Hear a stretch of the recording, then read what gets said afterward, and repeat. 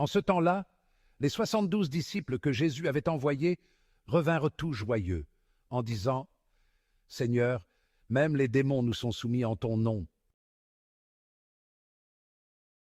Jésus leur dit « Je regardais Satan tomber du ciel comme l'éclair.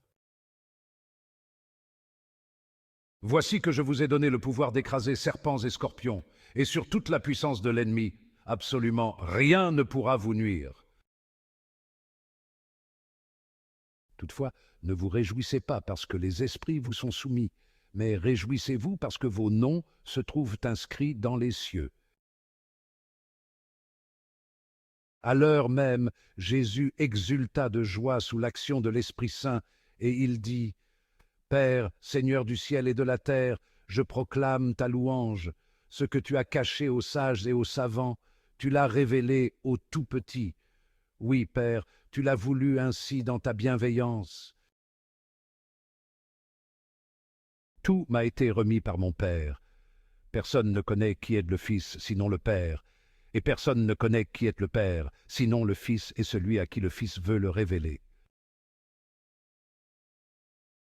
Puis il se tourna vers ses disciples et leur dit en particulier « Heureux les yeux qui voient ce que vous voyez, car, je vous le déclare, beaucoup de prophètes et de rois ont voulu voir ce que vous-même voyez et ne l'ont pas vu, entendre ce que vous entendez et ne l'ont pas entendu. »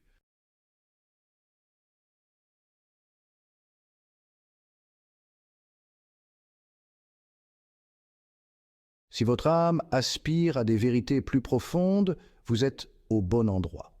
Aujourd'hui, nous explorons les raisons pour lesquelles l'humilité l'emporte sur les miracles.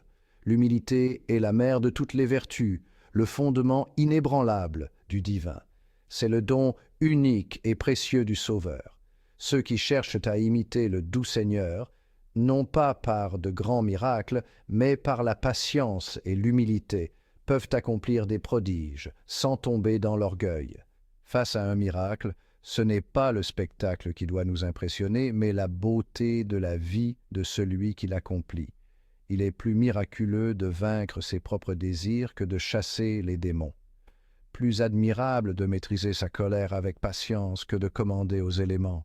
Guérir son âme est une vertu plus noble que de guérir les maux du corps. Plus l'âme s'élève au-dessus de la chair, plus son salut est précieux. Le Seigneur a enseigné à ses apôtres à ne pas se réjouir de leur pouvoir sur les démons, mais de la pureté de leur cœur.